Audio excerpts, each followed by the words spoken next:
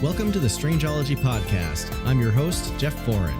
From cryptozoology, ufology, and the paranormal, to legends, forbidden history, and more. Listen in and explore the world of the weird and unexplained. Join me as I look into strange and fascinating tales and unearth the truths and theories behind some of the world's greatest mysteries.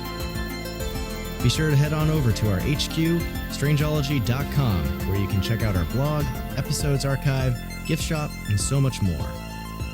Now sit back, relax, and join me as we get weird.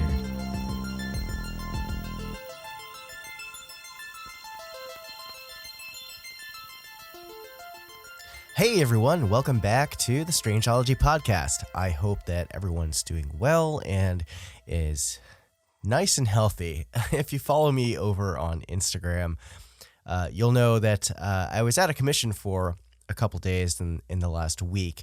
As I'm recording this, wound up getting sick with the sickness, but I'm feeling a lot better, and thanks to everyone who sent their well wishes for quick recovery.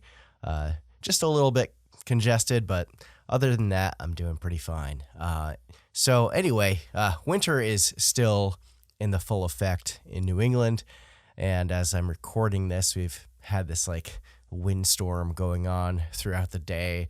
There's branches down everywhere, and the house is getting hit with gusts hard enough to make the whole place kind of move and shake, which is kind of wild. So if you hear a weird creak in the background, it's kind of probably what that is. Anyway, since I was feeling under the weather for the past week, I don't have too many updates to share other than to look out for some new merch designs coming up in the shop. I'm also working on writing some scripts for some new material for my YouTube channel, which I haven't done a lot of lately, and I've been really wanting to get back to that. And I believe I mentioned this on the last episode, but the Northfield Pigman episode that I was planning on doing is a little bit delayed. I need to do some more filming, and I also got a drone a couple months back, which I want to test out and get some shots from, but I still need to learn how to fly it, and I kind of want to wait until it's not so snowy out. But anyway, if you haven't subscribed to my YouTube channel yet, it would be awesome if you could, and it would mean a lot. If you do that, I do post this show over there in video format. Episodes like today, there's actually, I'll throw in the recorded video from Zoom calls when I chat and interview people. Otherwise, it's kind of just like a moving graphic that is in the background. But now that I have a kind of a vlogging camera, maybe I'll switch the setup at some point. But speaking of interviews, for today's show, I had the pleasure of spending a little while talking to the one and only Aaron Deese. Aaron's a super cool dude that hosts the Hey Strangeness podcast with his wife Sarah, and it's funny how this cryptid community has grown and evolved since I started Strangeology a couple of years ago, and meeting new and awesome people all the time that enter into this community. And sometimes people fly under the radar, and like with Aaron, I didn't even really know who he was until he became a part of the Clubhouse group. The cryptid group that happens over there. And even then there's so many people in the community. I was just like, okay, he's that guy, and he runs this Instagram about books. And then Aaron and his wife Sarah showed up at Cryptid Bash in West Virginia last summer. So I got to meet them. They briefly introduce themselves, but I didn't really get a chance to hang out and chat with them or anyone until the end of the day because it was so busy. But I remember at the end of the day, Aaron came up to me with this book called Wereworld. It's like a book about werewolves and stuff, which I still haven't read because I have so much chaos going on at any given point, and I have so many books that I need to read, and I just suck at reading books. But he stuffed it with a bunch of stickers and cool stuff that he had collected from other vendors throughout the day. There's like a sticker from Strange Days zine and a few other things. And it was just really like this thoughtful thing that just, made me remember him. And so I asked him a couple weeks back if he wanted to come on the show.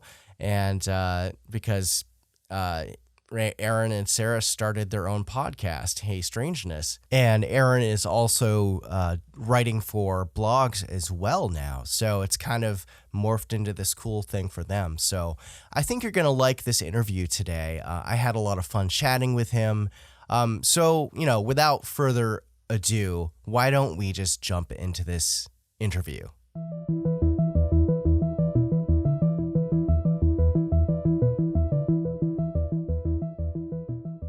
All right, welcome back to the show, everyone. Tonight we have Aaron Deese of the Hey Strangeness podcast with us.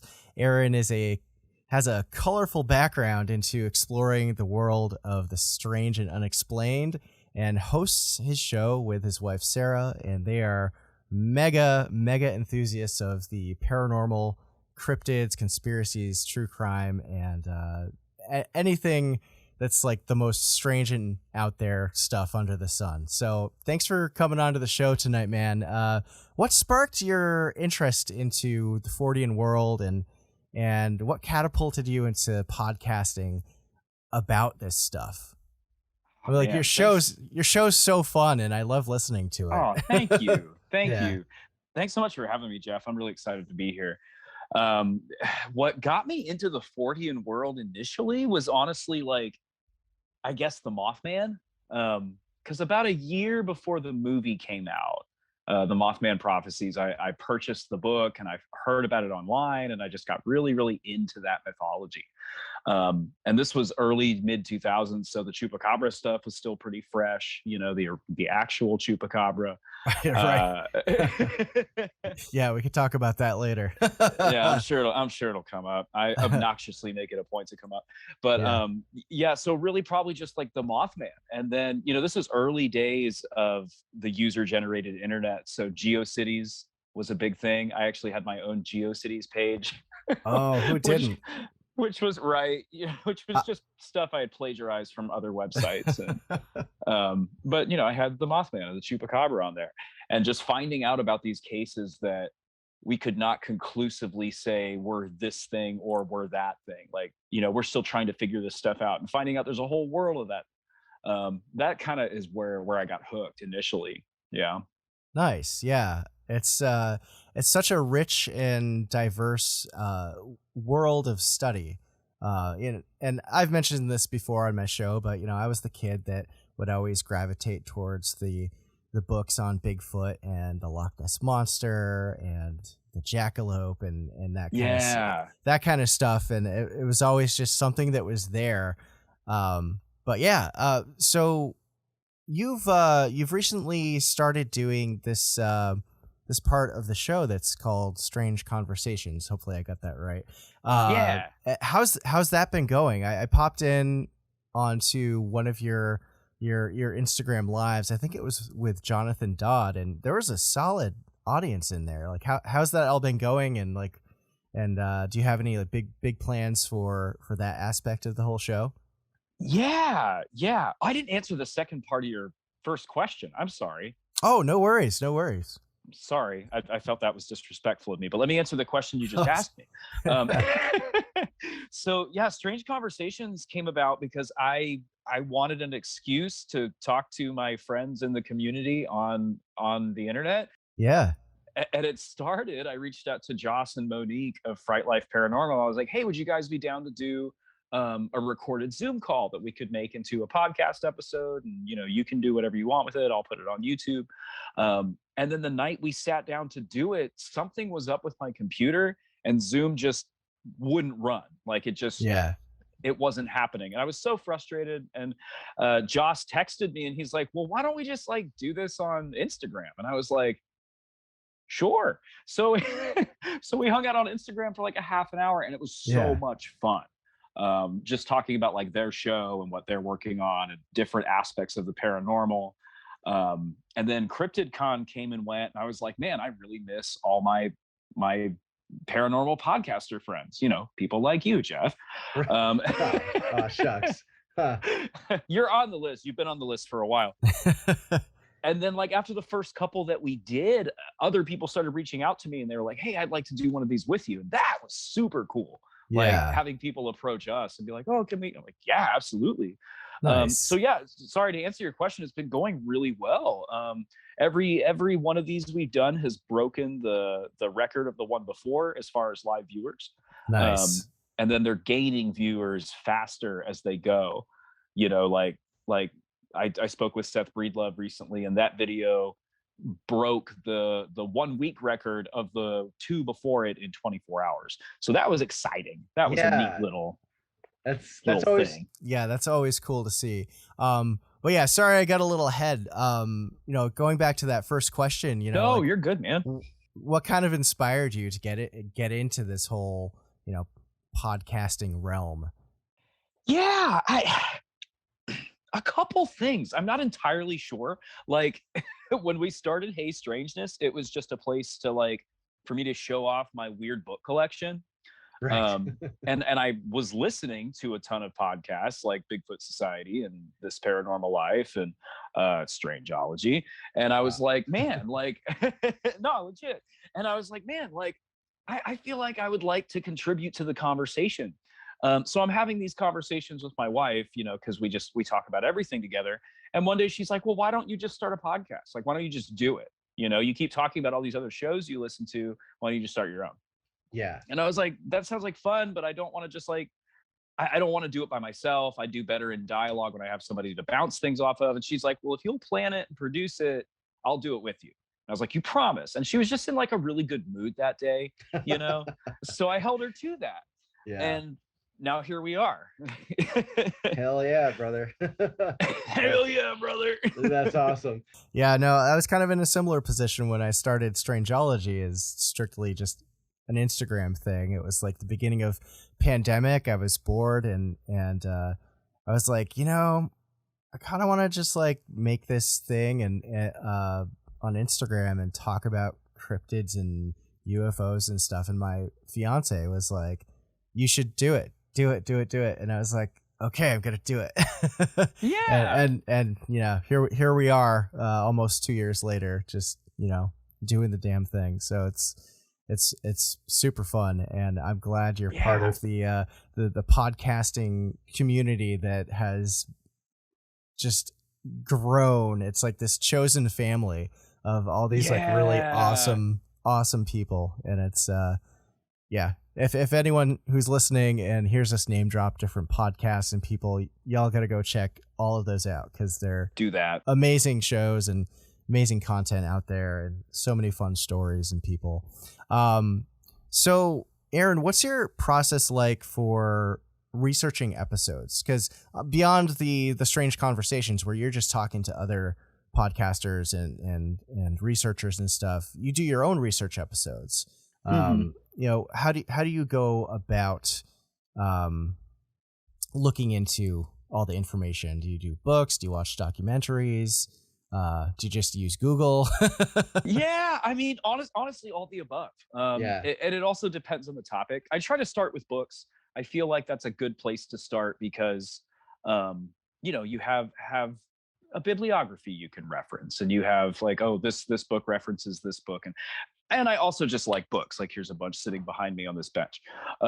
So I like to start with books. I like to have something in my hand that I can carry around and just kind of flip through. And then I'll sort of switch over to Google, but I really like primary source documents. I think as often as possible, if we can look at things that, were produced or written by people who witnessed events or who had knowledge of them, I think that's really beneficial to us as people who research these things. Yeah, for sure. So as often as possible, I try to find that stuff, but that's not always possible. So I love documentaries. I will scream from the rooftops how much I think Small Town Monsters has done for this community and how amazing they are until the day that I die. and of course podcasts too. Like, so I get a little bit of everything, I guess, to be honest with you. When I'm citing sources for a given episode, I like to have, maybe a couple YouTube videos that contribute to it, maybe a couple books, maybe an article you can read, like just a little bit of everything to kind of pull as much as possible. Nice. Yeah, that's a great approach to doing it. I find myself kind of doing a similar approach for sure. And there's obviously certain topics that might not have a book about them yet. Yeah. Like Pale Crawlers, which, although I think there's a book coming about those particular creatures. Yeah, the book publishers can't always keep up with what the online research community is doing. Yeah, exactly. And I think you have to take anything that comes from the internet with a grain of salt, especially if it's Reddit.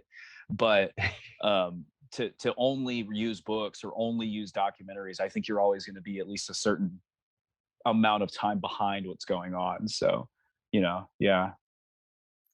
Right on. Yeah. Do you ever want to get into like on the ground research, like going out hunting for cryptids, and that kind of thing? Yeah, definitely. Yes. We visited a few locations just in producing Hey Strangeness, the show. But I don't like to call us investigators, because like I'm not out there putting in the work. I'm not going to haunted locations. I'm not out in the woods looking for Bigfoot. I haven't invested in sonar and drones. Like, I haven't done any of that stuff, But we've visited several places, and I like, checking places off my list of like paranormal destinations, so quote unquote. Yeah. And I get a real charge from it. Like the day I pulled into Hopkinsville, and jumped out of the car, and I was reading the grave memorial for Edgar Casey. I was like, I feel amazing right now. Oh, So that's awesome. it was such a cool moment. Yeah. Sorry, I'm just kind of rambling, but to answer your question, yes, absolutely. Like, yeah. Nice. Yeah, that's awesome. I would love to visit Hopkinsville at some point. It was wild at CryptidCon. One of the family members from the family that whole thing happened to with the Hopkinsville goblins, I believe it was Geraldine, was there, and she walked over to my booth and saw my Hopkinsville goblin shirt, and I think she was just like, oh, I was there or something like that. And I was like, and I didn't realize who it was at first, and then I like remembered watching like a couple interviews with her, and then I was like, she looked familiar. Oh shit, that was someone like important. Don't you hate when that happens? Yeah, man. It was just like, but deer in the headlights all day with those kind of things. You never know who you're gonna see and meet. CryptidCon was just a perpetual sequence of deer in the headlights moments, I think, for a lot of us, in the best possible way. Oh yeah, for sure. Yeah. Now I think I remember you mentioning somewhere you're from Florida originally, right? Mm-hmm. Yeah. Any have you ever met anyone that had encountered or witnessed a skunk ape or anything like that? No. And to be honest, I wasn't aware of the skunk ape until last few years. I guess in the neighborhood I grew up in, the people I hung out with, it wasn't something that was really talked about, even though I had several friends who were really into the Mothman and UFOs. Didn't hear much about the skunk ape. Interesting. In Brevard County. Yeah, that's really weird. I'm actually just thinking of that for the first time. So I'm glad you asked that question. But no, that was pretty separated from me. Yeah. Yeah, that's funny. Well, and speaking of like, where you're from, you live out in Texas now. And there's a fair amount of cryptids and creatures and legends and stuff out there. What would you say is like your favorite Texas cryptid or phenomena that's out there? Texas is a huge place, so obviously there's a lot. That's the thing. That's what I was going to say. It's enormous, and there's a lot. Yeah. excuse me, we've got a little bit of everything, to be honest with you. There's shapeshifter legends, there's Native American lore, there's Sasquatch sightings, there's hauntings, so many hauntings. Ghost Adventures, Zach Bagans and his crew have been down here a few times. They did shows in Seguin and San Antonio. Oh, wow. Yeah, may have been the same episode. I don't remember. But there's a lot of ghosts. The Alamo is about 20 minutes from where I'm sitting right now. That's supposed to be haunted. Yeah, I've the heard Alamo that. is, yeah. The Alamo is one of 3 or 4. People are going to be so mad at me for not remembering, but 3 or 4 missions that are in San Antonio that are all supposed to be haunted. So, like, there are ghosts everywhere. But like, my favorite, I don't know. I've gotten really into Dogman lately. Really, really into Dogman stuff. And I think Dogman is under-examined in general, but I think it's really under-examined in Texas. I don't feel like I've really, I guess, heard a lot of lore about Dogman in Texas. Like, you hear about it a lot. Like, there's the Michigan Dogman, there's the Beast of Bray Road. Like, the Midwest has a pretty like solid set of stories and sightings that have happened over the past few decades. But Texas, that's definitely something to look into for sure.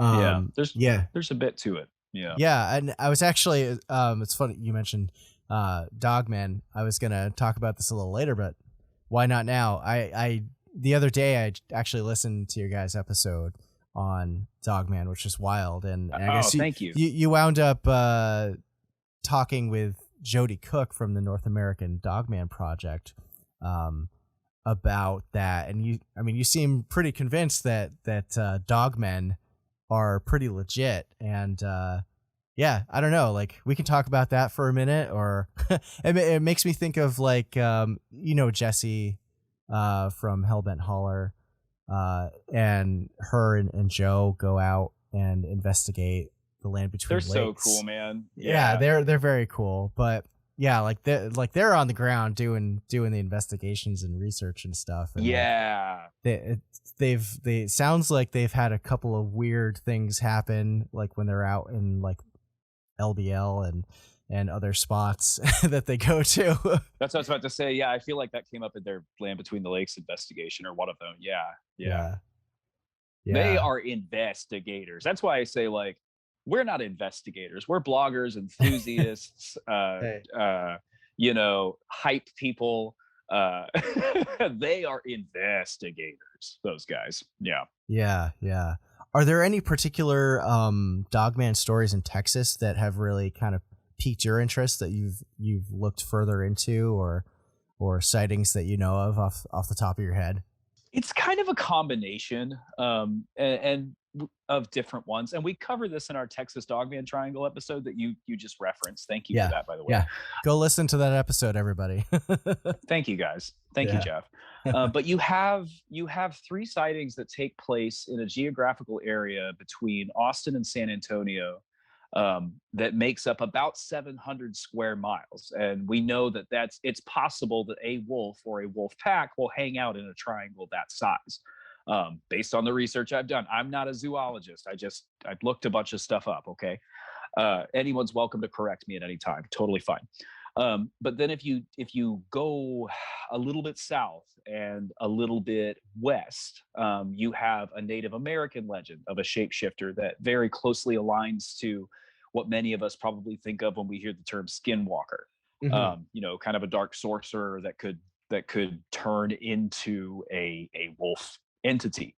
And then you go a little bit south, almost to San Antonio, and you have the Converse Wolfman, and you have a story from, I want to say, the late 1800s, early 1900s, about a bipedal canine that ate this farmer's son. So you have stuff that goes back a few hundred years, and then you have some modern day sightings, which are on the NADP website. Jody Cook and his team, incredible people. Like can't say enough cool things about Jody Cook. Such a nice guy. Yeah, I got to get him on the show sometime. He's a really cool dude, man. I've had them on my radar for a while, but yeah. Yeah. Jody's great. He was the first person I got to interview live Nice. for Paranormality. So much fun. But and then I have an account that I'm lazy and I forget to do things, but I need to report this one to the NADP website. There's an eyewitness account from 2018 of one scene just a little bit north, and that's part of that triangle I mentioned a little bit earlier.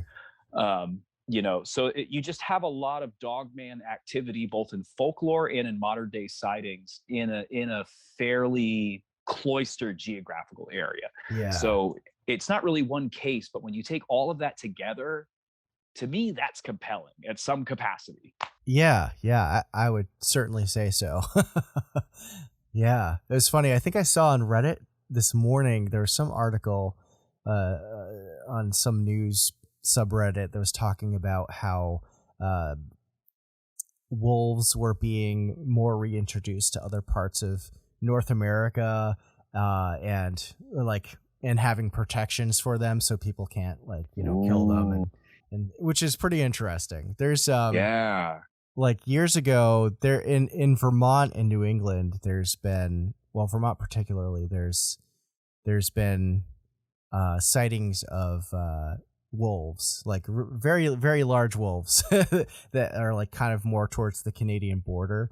And sometimes there's like things called coy dogs, which are kind of like a mix between, I can't remember if it's like a regular dog and a wolf or a coyote or something like that. But I remember seeing one running across a road during the winter one night, like, God, 10 years ago. I was coming home from like a work dinner really late, and it was this massive thing just running across this big open farm field. And I was like, what the heck is that? Yeah. But it wasn't bipedal. But when I was, I think in like the 6th or 7th grade, I went down to, there was a wolf sanctuary somewhere. I think it was southern New Hampshire or Massachusetts. And we got to go on this field trip. It was the same day we did like the Salem Witch Museum, which was pretty cool. And then they took us to this wolf sanctuary, and the wolves that they had there, like you go up to them and they're massive. Like you don't realize, like you think, oh, it's like, oh, wolf is like a dog, but I was going to say, I think of them as being like dogs, but they're big, man. They're large animals. They're big. And I mean, I can only imagine like if a dog man is kind of like Sasquatch like in stature, like that's got to be crazy intimidating. Not something I'd want to. Terrifying prospect. Yeah, not something I'd want to run into. And a lot of the encounters you read about, like eyewitness reports of dogmen. I'm thinking of, like Linda S. Godfrey's I Know What I Saw, The Beast of Bray Road. She's written about them extensively. Yeah.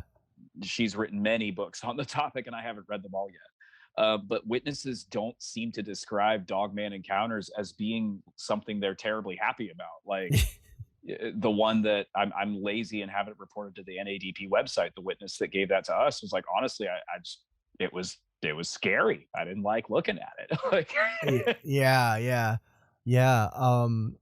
It was, let's see, there was a dogman story that I briefly mentioned on one of my episodes last season. I think it was, I want to say I was either talking about haunted highways and roads.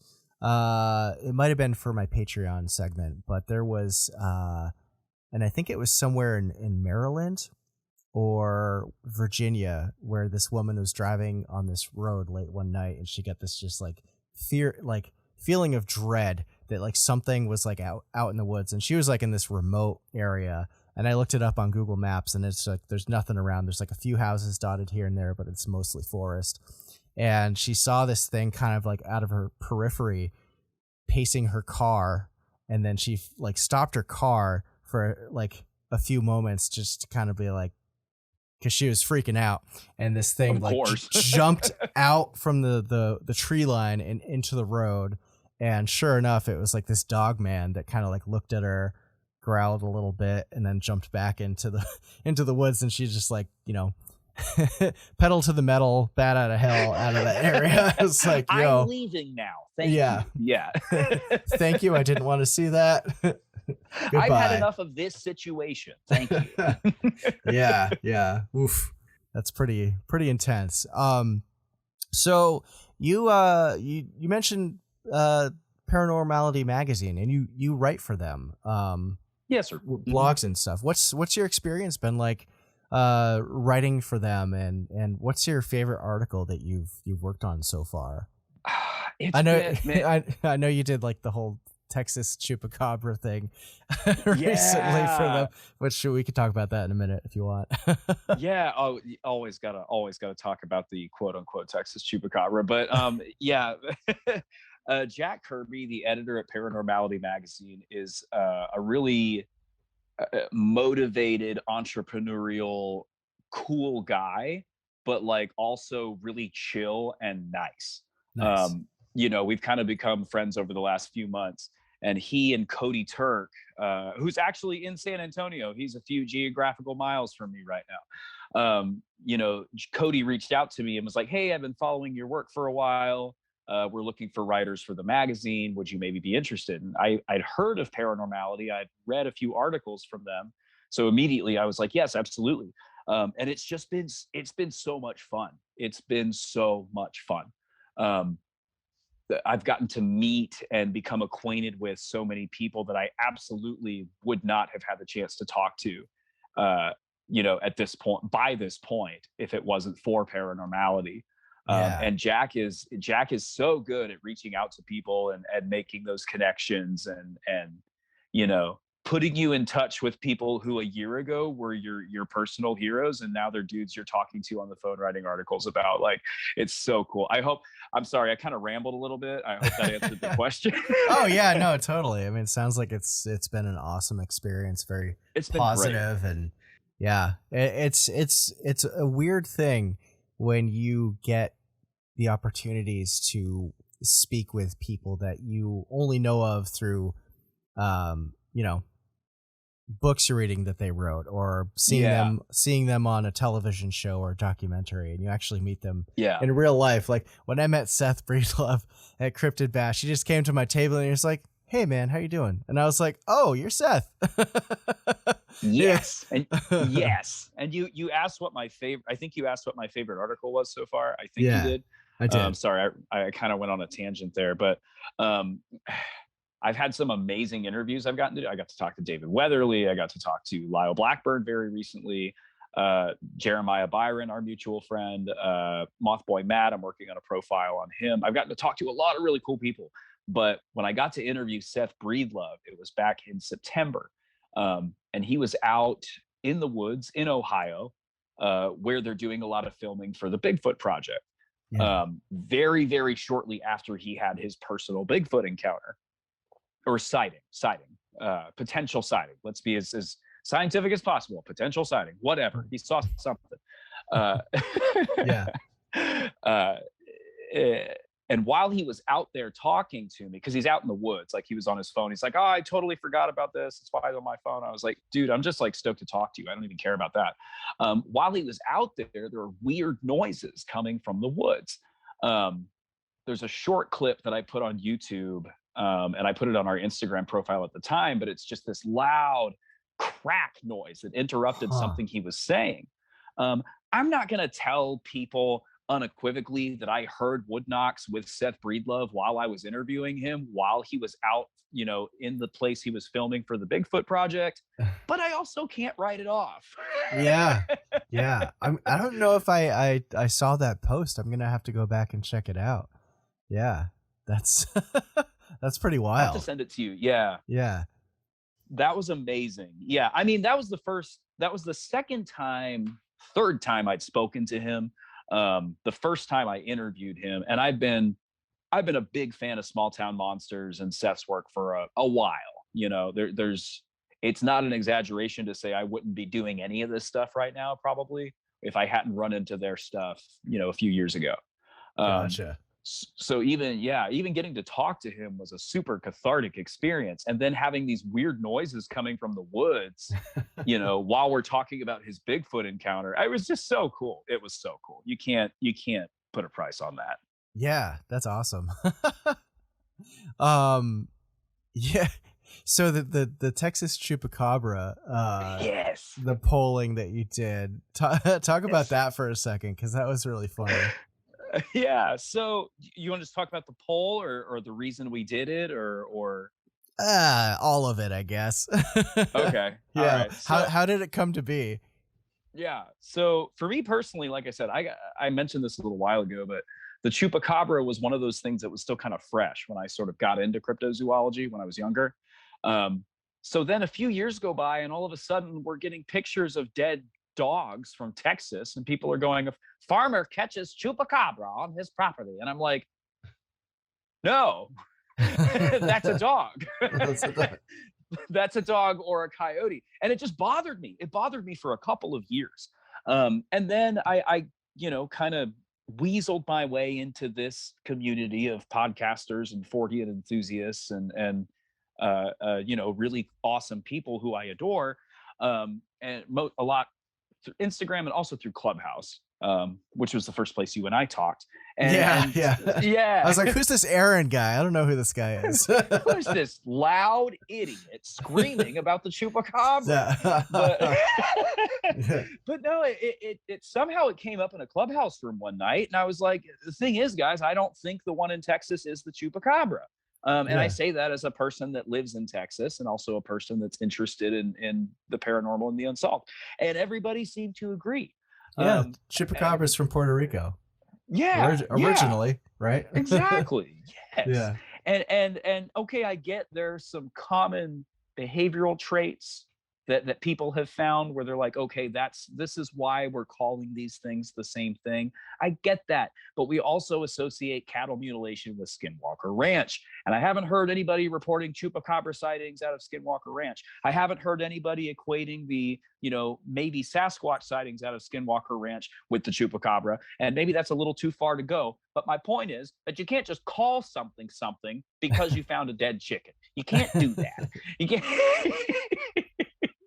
So sorry again. I'm very passionate about this. I apologize. No, it's great. It's great. Thank you.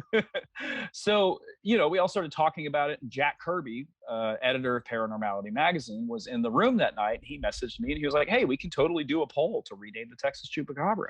So we took suggestions on Instagram for names. We took all the names that were suggested during that Clubhouse room. I think we had something like 25, 26 total suggested names that were a part of the bracket. Wow. Yeah, it was pretty cool. Many of them suggested by mutual friends and acquaintances of ours. Some of them just random folks from the internet who thought it was a cool idea. And Texas Terror Dog came out on top. That was suggested by Joss and Monique Rose of Fright Life Paranormal, who I mentioned earlier. I love those guys. You got to listen to their show. They're amazing. That was their suggestion, and it stuck. In the intervening months, I haven't done a whole lot to like push or publicize it or yell about it, just because there's been so much going on. But Ken Gerhard, before the campaign was completed, while there was still voting going on, said, "Yeah, we should rename this thing. That's a great idea." That was on an episode of Bigfoot Society. I interviewed Lyle Blackburn for Paranormality a couple of weeks ago, and he both expressed favor for renaming the thing and also said that Texas Terror Dog was an appropriate name. He's like, "I think that accurately sums up what it is." And Seth Breedlove said similar things when I spoke to him on Strange Conversations a few weeks ago. So I just did a whole lot of name dropping, which sounds really pretentious and is very annoying, and I'm very sorry about it. But there seems to be will within the community to do this thing, is the point I'm trying to make. Sorry. Yeah, no worries. No, it's fun. It's fun. I just remember getting a really good laugh when I saw all the different names. There were some funny ones. Yeah. Yeah, there were some good ones. So you mentioned that you interviewed David Weatherly. Yes. Who, if anyone in the audience is not aware of, he's like a veteran investigator, author on all things Fortean. How was it to talk to someone who's just like up in the ranks in the field? He knew John Keel personally. Like, what was that like? That was that the first interview I did? for Paranormality. I think it was. Oh man. Sorry, I had to think back for a second. Yeah. Jack reached out to me and was like, "Hey, do you want to start working with us?" Or Cody reached out to me, sorry, like I said earlier, and put me in touch with Jack. And it's like, "Hey, you want to start working with us?" Yes, absolutely. Would you like to do interviews? Yes, absolutely, I would. David Weatherly was the first written interview I did for Paranormality. Yeah, sorry. Nice. You'll probably want to edit this part out. My bad. No, whatever, but we're just rolling with it. Just rambling about the dates and stuff. It was one incredibly intimidating until it actually started. I was so nervous leading up to it, like, because I think I knew about 2 weeks out that it was coming. So I had time to prepare and catch up on sleep and drink a little too much and then catch up on sleep again and then breathe deeply and all that stuff, Yeah. But then once I started talking to him, it was just like talking to you, just like talking to a friend, like very relaxed and chill. And like, he's the kind of guy that if you make a joke and it's not particularly funny, he'll probably still laugh a little bit so you're not embarrassed. Like, just such a nice, genuine person, such a fun guy to talk to.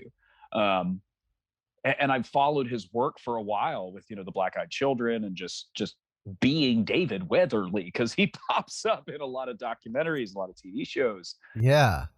Because like you said, this is a guy that knew John Keel. This is a guy that personally corresponded with John Keel. So we're talking about somebody who is not only important to the modern day Fortean community, but has been around since the beginning of what we think of as the modern day Fortean community. Right. Depending on where you want to trace our lineage back to. I mean, you probably are starting with Charles Fort and all those guys. But my point is, this guy's he's a figurehead. He's important. And you would not necessarily expect, but you would not be surprised if a person who is as elevated and well known as him was maybe a little rushed in their dialogue with a quick interview with some unknown blogger guy that was working with a magazine. But like, it was like he would have talked to you all day. Like, just such a nice guy. Awesome. That's great. Yeah. So it was awesome, I guess. Sorry, I'm rambling a little bit tonight, but it was awesome. It was great. Yeah. And he's like the guy that kind of put Black Eyed Children on the map too, which is pretty cool. What do you think about Black Eyed Children? Well, they're also out of Texas. That's another thing we have from here. Yeah. Right. I am really fond of the trickster, maybe interdimensional, maybe I don't like the term demonic because I think it takes people immediately to like the biblical description of demons, or the traditional description of demons, whatever that is in your mind, like the movie The Exorcist, maybe. But I think of them, if they're not aliens or alien hybrids, which is a theory I'm fond of based on some of the reading I've done, I tend to think of them as trickster, maybe jinn entities. The jinn is a really deep rabbit hole that we could go down forever. But you hear about the Fae as being tricksters. You hear about the jinn as being tricksters, demons as being very devious and trying to deceive people. And when you hear about encounters with the Black-Eyed Children, it really seems like their whole game is that they want to trick you into letting them into your house. Right. Yeah. So that's what I tend to associate them with, but who knows? I don't know. Yeah. I guess we don't know. That's a really good theory. I like that. Thank you. Yeah. I didn't come up with it. I read it in books, but yeah. Well, hey, you got to formulate your hypotheses on an amalgam of different things that you research. Have you ever encountered anything that you couldn't explain in your lifetime? Any encounters with like ghosts or UFO sightings? Or obviously you had the potential wood knock over the phone when you're talking to Seth. Yeah. I mean, that if that counts, I think it counts. Yeah. Definitely that. I had some pretty weird experiences when I was younger, like in high school. I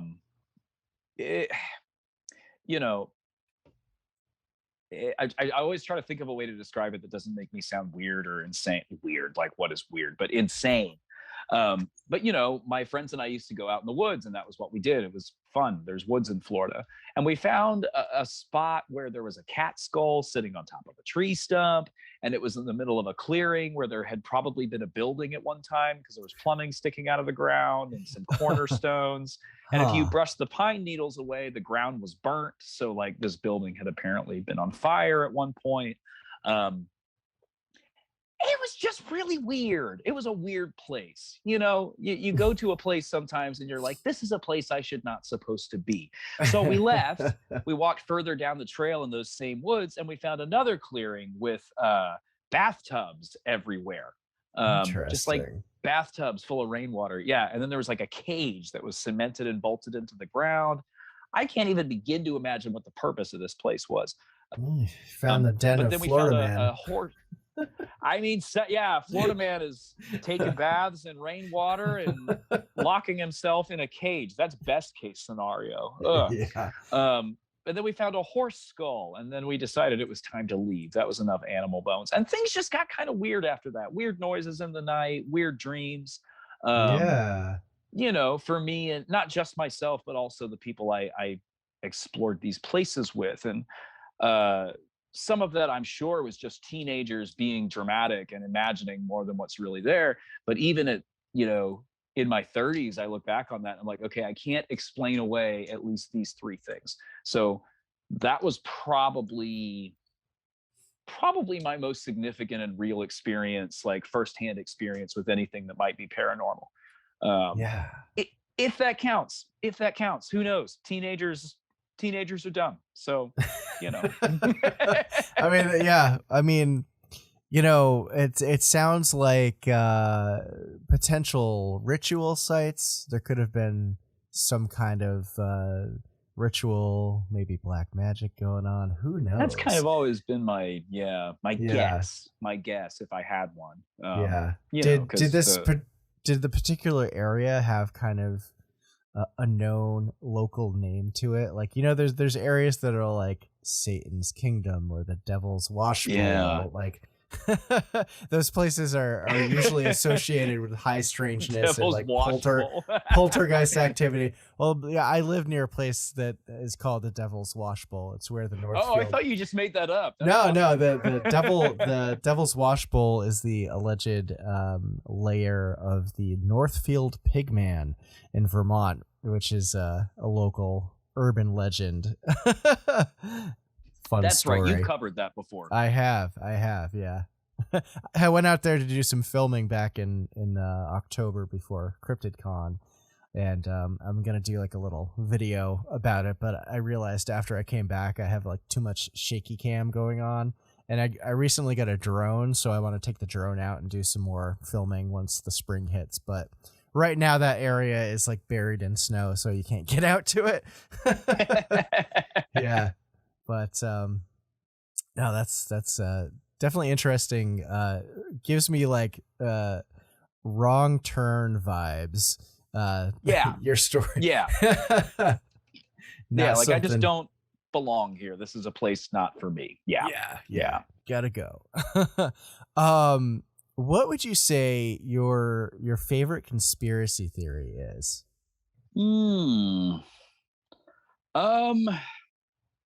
Does Roswell count? Well, I mean, government cover up.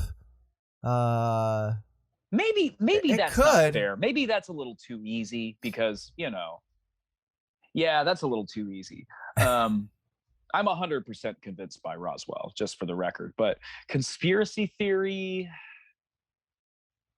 that's a tough one, man. Huh? I try to be careful with the conspiracy stuff because when you get too deep into the conspiracy theory community, you start getting into the realm of science denial and sometimes Holocaust denial and other things that I don't really want. Yeah, no, for sure. So it's a fine line you gotta walk with that kind of stuff. Yeah. Like you just gotta be careful. Favorite conspiracy theory though, like Probably the reptilians, the lizard people. I love the idea that there are just lizard people everywhere, running society, and maybe they have connections to the Anunnaki, and maybe they live underground. I don't know. I don't care. That's probably my favorite. I'm not necessarily convinced by it, but I love it. I love it. It is a funny idea for sure. Yeah. Yeah. Who's your favorite like Fortean author, or well, I guess I was like cryptid documentarian, but I guess, you know, Small Town Monsters you've kind of mentioned a whole bunch of times. Oh, 100%. Let's go with author. Let's go with author. Who's your favorite Fortean author? Yes. Sorry, I make that one a little easy. If anyone has anything bad to say about Small Town Monsters, I'll send you my address. We can meet. No, but authors, see, that's tough. I have like 12 Nick Redfern books. I think I have the most of any single writer. So if I had to just pick one, probably Nick Redfern, because I love the way, I love the way he gives everything its moment to possibly be true. Like, some of the cases he writes about, you might read them and go, oh, okay, well, this is clearly a hoax or something. But I love the way he takes everything into account, brings everything into the table, and allows the reader to make up their own mind. You know, not in that he's trying to convince you that every single piece of evidence is necessarily valid, but I love the way he gives it all a fair shot. Like, hey, here's what was reported, read about it, see what you think. And he's covered such a wide array. Yeah, he's very prolific. Yes, he covers everything, really. Like, his most recent book is on time travel. Purchased but not yet read. I have a lot of books in that category. Yeah, same. Same. You know, yeah. So if we're talking like volume of books purchased and read, Nick Redfern for sure. I love John Keel. The Mothman Prophecies, of course, is one of my top 3 books. I also believe that The Eighth Tower is essential reading to any Fortean enthusiast. Essential. So, you know, I'm really bad about answering questions about favorites, but it's one of those guys. There you go. Hey, gives us a good snapshot, I think. I gotta ask. I saw on your Instagram stories feed that you posted a bunch of book covers today, and one of them was from the Animorphs series.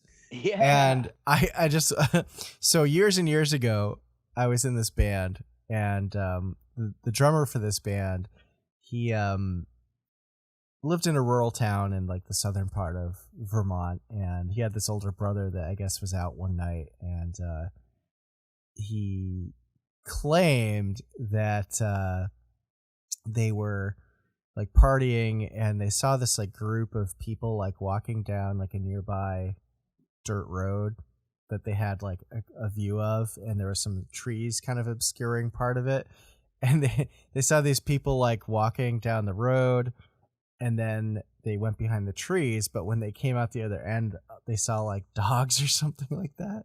So he was all on this like Animorphs kick for a while. And that just made me think of that story today. I haven't thought of that in years, but I'm like, shapeshifters. That's interesting. Yes. Yeah. They're aliens and shapeshifters. And here's a confession. Confession time. Here's what I got.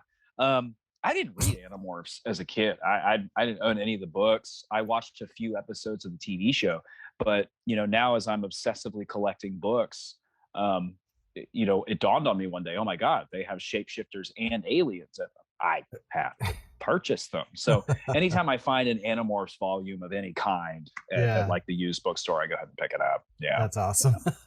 Yeah, no, it's just that made me think of that story today, and I was just like, oh, that's hilarious. So, you and Sarah, you both went to Cryptid Bash and Cryptid Con as attendees.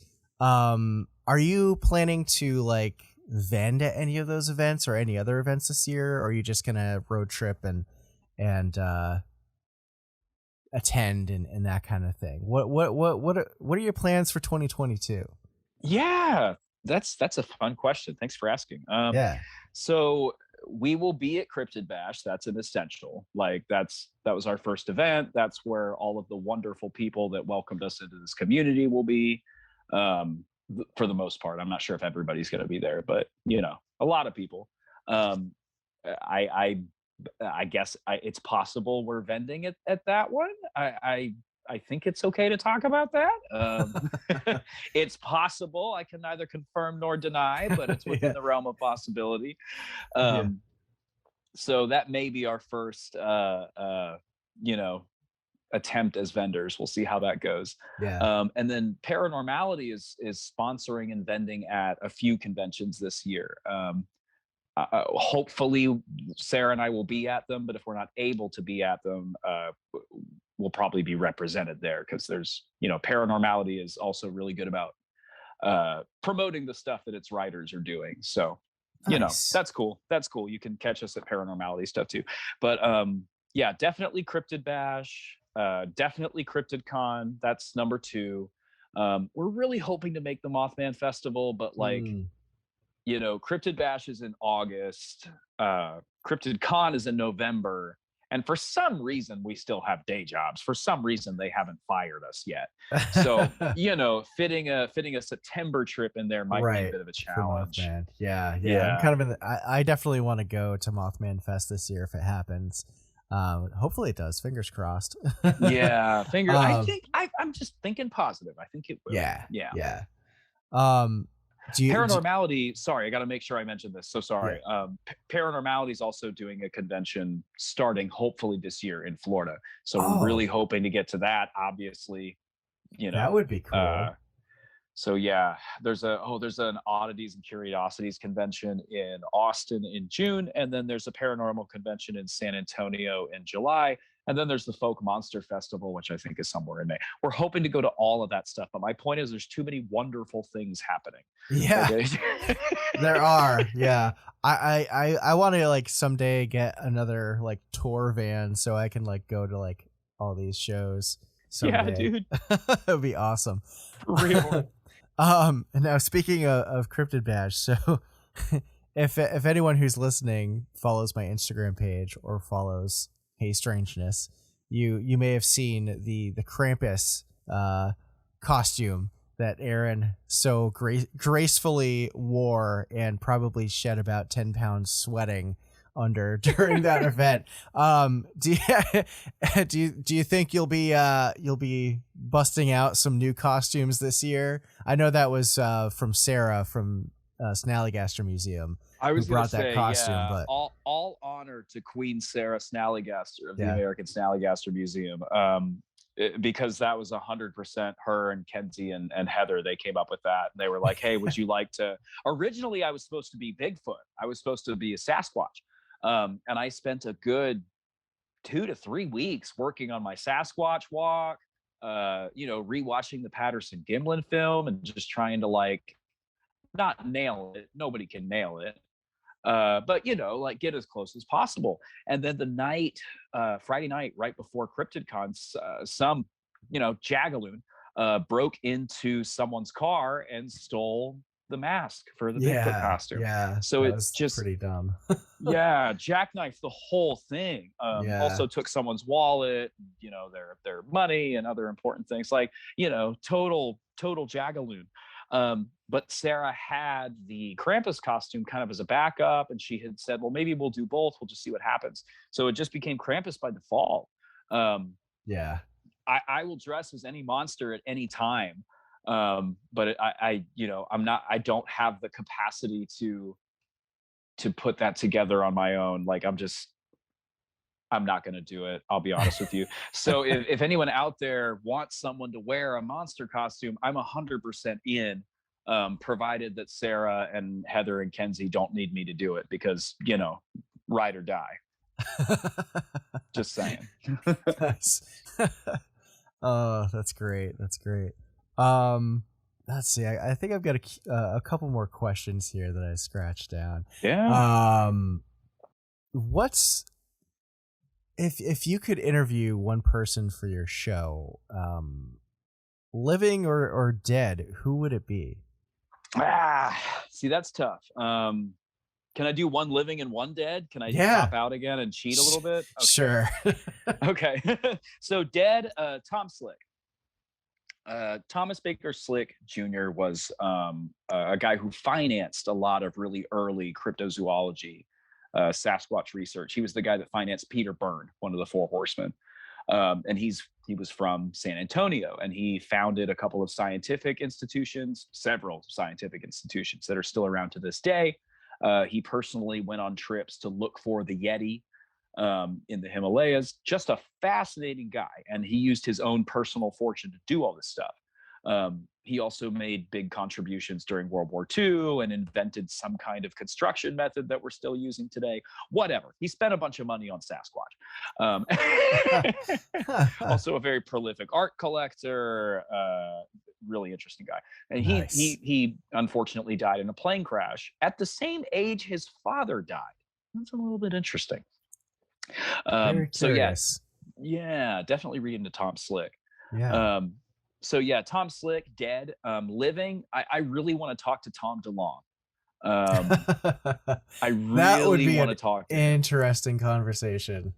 Yeah, I was a Blink 182 kid back in the day. You know, I'm 34 now, so like that's where I'm at. Yeah, I grew like up Angels on and Airwaves. yeah, I grew up on Dude Ranch and Cheshire. I can't say the word Cheshire Cat.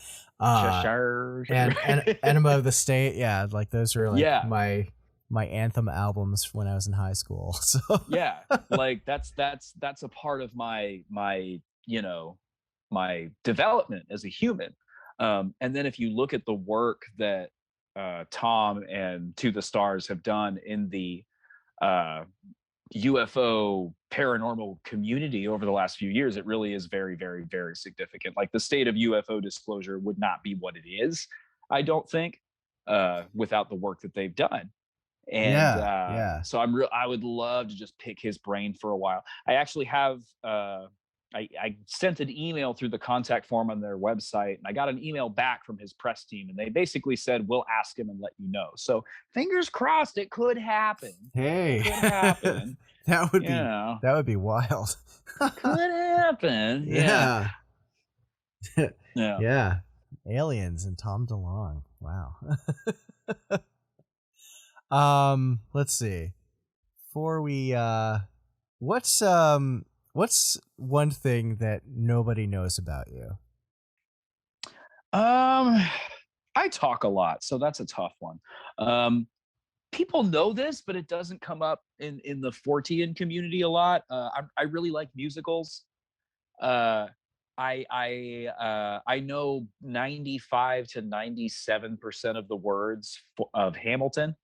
A lot of people do, you know. Okay, I don't think I'm special, but that's a thing. I've seen Cinderella. I've seen Book of Mormon live. That was great. A couple other shows I can't remember right now. I guess I like musicals. It was kind of a recent development, but that's awesome. I think Moana's great. Moana's that was a great movie. It's a great one. Yeah. Have you seen Encanto? I like Encanto. Yeah. Really anything that Lin-Manuel Miranda puts his hands on, I'm gonna like, you know. And again, I realize that's the case for a lot of people, but yeah, I like musicals. Nice. That's a fun little factoid.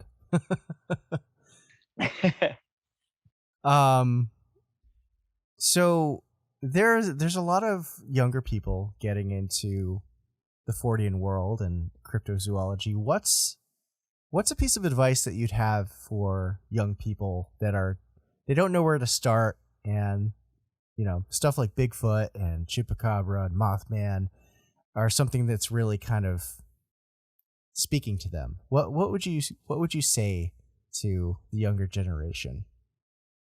It's so wild being asked that question, because I like think of myself as the younger generation. Like I have no idea what I'm doing at any given time. You know, and I've only been at this for a couple of years now, so I still feel like I'm new. But I mean, just whatever catches your interest, dive into it. If you heard about Mothman on one of your meme boards, and you thought that sounded cool, read into Mothman. Like, do that. If you've always been interested in the idea of Sasquatch, look into Sasquatch. Like, there's more out there on Sasquatch, Bigfoot right now than there ever has been. There's groundbreaking work being done in the field, and you don't have to look too hard for it. It gets not that hard to find. Start with whatever you're interested in, and most likely, if you spend more than a little bit of time in the world of the Fortean, the unsolved, the paranormal, you're going to find that probably whatever you're interested in connects to something else, which connects to something else. So I think you can approach this stuff really organically. Like, whatever sounds interesting to you, start with that and see where you end up. But there's no right way. I don't think there's any, correct path, because none of us know what we're doing. Never truer thing has been spoken. Yeah, I feel that for sure. I've got a couple audience questions here, and I just want to check my the old cell phone here, make sure we got them all. Okay, looks like we do. All right, so the first question I have here is from previous guest of the show, Mothboy Mike. Yay! Hey, Mike, how are you doing? Mike wants to know, and I guess you might have already answered this already, but what's your favorite cryptid and why? Yeah, it's a continual toss-up for me right now between Mothman and Dogman.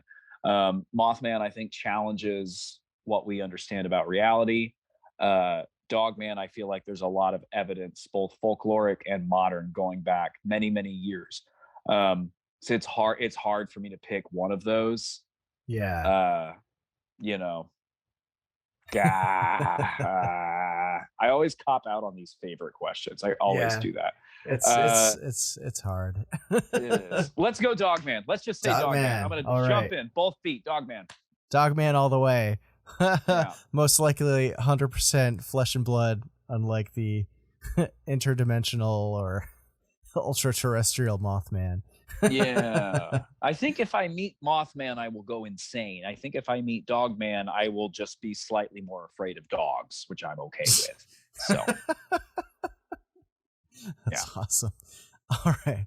Our next question here comes from our buddy Greg Morrill from All the Weird. How are you doing, Greg? Greg wants to know what your view on ghosts is, and have you ever gone ghost hunting? Okay, so I haven't gone ghost hunting. Like, I don't have an EVP meter. I don't have a spirit box. I've never gone someplace and spent the night. I've never done that. I've been to places that I am convinced are haunted. I've felt weird energies and said I need to get the hell out of here, like we talked about earlier. What is my opinion on what ghosts are? Was that the question? Sorry. Yeah, I think that's kind of What's your view on ghosts? Okay, so I don't like the idea that ghosts are human spirits that are still hanging around, because I don't want to hang around here after I die. I don't want to. I want to leave. I want to sleep. I don't want to hang out on Earth after I die. I don't want to do that. I'm fond of things like the stone tape theory, that ghostly apparitions are, recorded energy manifestations of things that have happened before. Maybe interdimensional portals or time slips. We're seeing things that happened in the past. At the end of the day, though, my big thing on ghosts is I don't think they're to be trusted. I don't see any reason we should believe anything a non-corporeal spirit tells us. Whether it's through a spirit box or an EVP or whatever. I don't buy into the idea that we can solve crimes by talking to ghosts, and that comes up sometimes in mainstream ghost hunting shows. I don't buy that at all. Why are you going to believe this thing? Yeah, yeah. Does that make sense? Am I being Oh too no, vague on that? totally. No, that totally makes sense. It's yeah, if there's something to it, it's you want to be mindful for sure of what you're inviting into your life, for sure. Yes. Yeah, Yes. there's a lot of people that are careless, and Yes. maybe some unsavory things and things they don't expect might affect them in certain ways that are undesirable. Let's just Yeah, say. because it takes me back to the trickster motif again. Like, Mhm. what do they say about demons, the jinn, the fae? We can't necessarily see them. They're not to be trusted. You shouldn't take what they say at face value.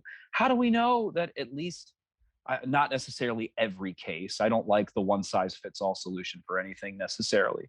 The world is too big and wonderful and diverse. It has to be multiple things, in my opinion. Um, but like, why am I going to trust something talking through a spirit box that says, "Oh yeah, I'm the ghost of Abraham Lincoln"? No, you're not. Why would why do I think that you are? No, like I Yeah, have no yeah. reason to believe you. People lie. Why do we not think that spirits lie? We know they do. Right. Yeah, So yeah. Yeah, it's interesting. Have you that's what I think ever about ghosts. Yeah. Have you ever messed around with like Ouija boards or anything like that? No, I'm terrified of Ouija boards. Oh man. I'm terrified of spirit boards. When I grew up in the Southern Baptist Church, so they were just, Okay. you don't talk about them, you don't look at them, you don't mess with them. Yeah. And now even as an adult, I'm sure there's some of that prejudice left over that's just kind of ingrained in me. But I've read too many stories about people that mess with Ouija boards and then had a very bad time afterward. So I just don't want to. I don't want to. Yeah, Yeah, I don't blame you. yeah, I don't blame you. yeah. I don't I don't want I to. don't I don't mess with them either. I had some weird experiences where I was present during the use of some and some weird stuff happened, and yeah, it's not something Yeah, I really dip my toes into at all. yeah. Like best case scenario, something weird happens and then there are no negative consequences. That's best case scenario. Right. Worst case scenario, do your own research. I'm not interested in that. No, Yeah, thank you. yeah, Yeah. yeah. Tread lightly. Um Yeah. yeah. Yeah. Okay, so our last question here comes from Cassie's Land. How you doing, Cassie. Cassie? Cassie is one of my Patreon members, and she makes Cassie produced awesome artwork. Sorry, go ahead. Yeah, she makes awesome artwork. She's doing all this art on shoes right now, which is really Yes. super fun. She did a Fresno Nightcrawler one recently that said like "Dad Bod" on it or something. I I can't remember. saw that. And I was like, I want to So pair good. those. She did an illustration based on something we talked about in one of our most recent episodes, and like I can't tell you how full my heart is, like the fact that someone made art based on something that Sarah and I made. It just blows my mind. Cassie's great is my Yeah, yeah, yeah. So she wants to know, how do you come up with your episode ideas? Ooh. It's really random. It's very much just like a shotgun in the dark, and we see what sticks. Our first few, we focused really heavily on like Latin American lore and mythology, um, stuff that's kind of local to Austin, San Antonio, and the surrounding areas. Partially because it's easy to visit these locations, when we're talking about them, but also like Sarah's family is of Mexican descent, and there are folks in her family who will tell you, yeah, I've seen La Lechuza. Oh yeah, brujeria is a real thing. Like I can talk to you about it. So having people to go and speak with that have firsthand experience with this stuff has proven incredibly interesting and invaluable. Like so fascinating. So it really, I guess, out of convenience is how we select our topics, There you like go. whatever's in front of us at the time. Yeah, we did a couple episodes on local San Antonio, Austin area stuff, and then a listener approached us and was like, "Hey, I think I have some UFO evidence from San Antonio," and they sent us some pictures. So, like, oh, well, let's expand on this. Let's do an episode on UFOs in this part of the country. So it just kind of depends. It just really sort of depends what crosses our radar, and yeah, yeah. Cool. Yeah. Cool. Awesome. That's a real cop-out answer. I didn't answer the question at all. I'm sorry. Now, I mean, there's so many different topics you can go into, and it becomes overwhelming with what you want to talk about. Like, for me personally, like I don't even know, a list of 100 different topics that I wrote down that like I'm crossing off the list of like what I want to do an episode on. And sometimes it's like you go into like a theme of like you want to do a couple episodes on this particular kind of topic, and then you want to pivot towards something else. Like you want to talk about cryptids one week, you want to talk about UFOs the next week. So yeah, it's need to get like a big spinny wheel and just kind of throw a dart at it when it spins. That would be a great way to do it. We made a list of topics when we first started taking notes, because we started taking notes and kind of drafting stuff out about 3 months before we started recording, and we have a list of topics we wrote down at that time, and we've only hit on like a third of them. Like there's still so much. It's hard. It's hard. Yeah. You start down this road and you're like, there's only so many things you can talk about, but then once you open the door, there's like more doors after that. And it just keeps going, and you're just like, oh, like I didn't realize there were so many cryptids beyond like Bigfoot and Mothman and the Loch Ness Monster when I was younger. And even toward like up to a couple years ago, I didn't realize there was so much more than what I grew up with knowing about. But so much. It's fun. It's a passion for sure. It's a deep rabbit hole. Yeah. So one more question for you, and it's something that I typically have been asking guests on the show, is out of all the high strangeness out in the world, what keeps you up at night the most? That's a good one. That's a really good one. Wow.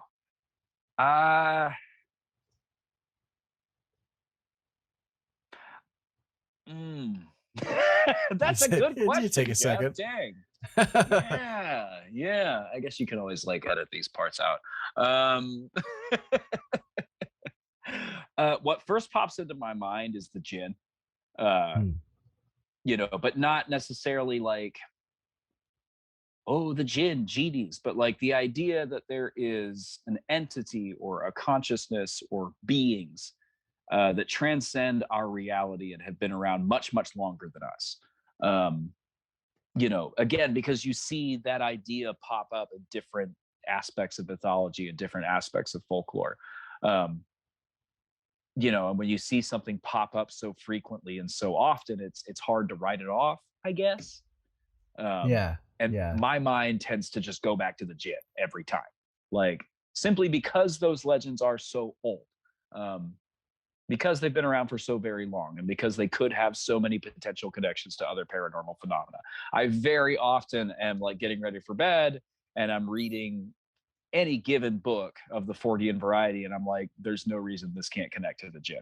So that, I guess, I'm not like an expert. Like I'm not of Muslim descent. I don't have like really great knowledge of it in the sense that I can speak about it culturally. But I just find it incredibly fascinating. Yeah, it is a very interesting subject for sure. And have you ever fallen down the YouTube rabbit hole of like the ghost hunters and stuff, who go after jinn, and some of the videos, there's like stuff flying around, and there's like shadow people that like pop up in like random rooms in these old bombed out buildings in like the Middle East. It's like some of it, I've seen some of it. It's wild. Definitely no. I hear you. It's definitely something that's a little wild stuff. Unnerving for sure. And to millions of people, it's a very real thing. Like millions of people of that come from a Muslim background, like that, these are just real things to them. Kind of like Sasquatches to certain people of Native American descent. So for me, when it's that deeply ingrained in someone's beliefs and their cultural background, and oh yeah, my uncle saw the gym once, like it's hard to write that stuff off. It's hard to just be like, nah, never mind. Yeah. With the overwhelming anecdotal evidence and all that stuff, there's got to be, some kind of truth in there, I think. Something. Yeah. Well, listen, Aaron, this was really great having you on. Thank you so much for coming on to the show. This was a great conversation. Can you tell my audience where they can find you? Yeah. We're on Instagram very, very regularly at hey_strangeness. You can find our podcast on Spotify, Apple, most of the major podcast platforms. Also just Hey Strangeness. Excuse me. So sorry. You can find us on YouTube. I put all of our Strange Conversations interviews on there after they air on Instagram, just because they're a little more accessible. We're on Twitter, but we don't really update it. We're on Etsy too. We have a merch store. It exists. Yes, go check out their merch. Is that one of the shirts that you're wearing there? Yeah, it's El Mothman. This was camera. Yeah, this was designed by our very good friend Mike G, Art of the Morning Star. It is Mothman styled after traditional Mexican loteria, which is a bingo style game. Nice. with playing cards. So yeah. But yeah, that's where you can find us. We're out there. We're around. Mostly Instagram. Sick. That's awesome. Well, yeah, thanks again, Aaron, for hanging out tonight. Thank you. And thanks everybody out there for listening. Aaron has agreed to hang out for a few more minutes for Strangeology Beyond, the Patreon exclusive segment of the show. So hang around, and we're just going to take a short break here, and we'll be right back. And we're going to get into talking about some occulty stuff and that kind of thing. All right. See you later, everybody. Bye.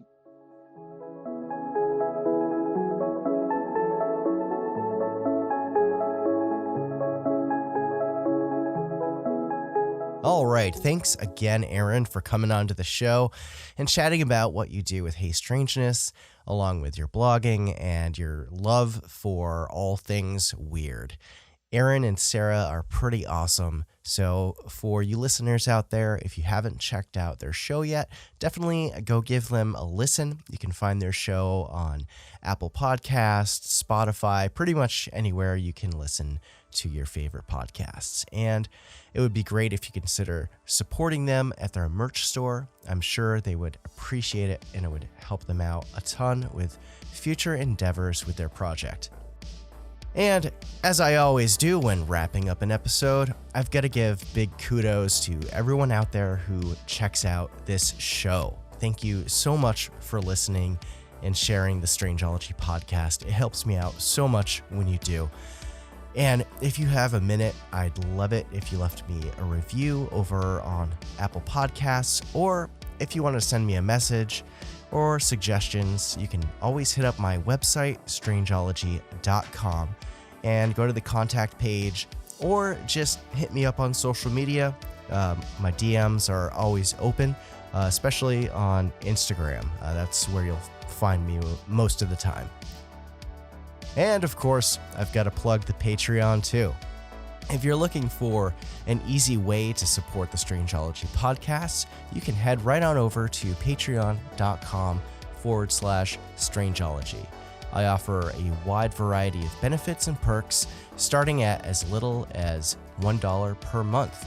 Some of the perks include a merch discount to my Etsy shop, VIP Discord access, early access to content, access to the members-only Strangeology Beyond segment of the show, exclusive members-only merch, shoutouts, and more. And speaking of shoutouts, these patrons help keep Strangeology chugging along, and all of them are very, very awesome. We've got Alex Dorgan, Alyssa, Mystic Novelty Company, Appalachian Huntsman, MetaZoo Games, Greg Morrill from All the Weird, Sean Colon, Miranda Jarnot, John Hickenbottom, Maureen Asmat, Gail Frederick, William Malcolmes, Adam Flynn, Connor Boyle, Ryan Holiday, Cassie Maratson, and Ann Lutrzakowski-Ford. So again, if you want to check out my Patreon, head on over to patreon.com/Strangeology. I very much appreciate it and love you guys so much. You can also support the show by picking up merch at my Etsy shop, which I'll link to in the show notes, but the easy address is strangeology.etsy.com. Every once in a while, I'll throw a sale, or if you sign up for my email list, which you can do so over on strangeology.com, occasionally I'll send out discount codes that way as well. And don't forget to follow me on social media and also subscribe to my YouTube channel. You can find me on Instagram, of course, TikTok, Twitter, and Facebook as well, whatever you prefer. And if you do follow me on Instagram, I do periodically run giveaways over there. I haven't done one in a little bit, but I'm planning on doing one as I hit 5,000 followers there. So that'll be a big giveaway. So definitely follow me there. And if you want some rad Strangeology merch, you definitely don't want to miss it. And that about does it for today's show, everybody. I hope you enjoyed the interview with Aaron. For members, we're going to take a short break, and Aaron and I are going to be diving into the topic of Jack Parsons, a rocket man and an occultist with a very strange story indeed. Stick with us, and for everyone else, take care of yourselves and each other.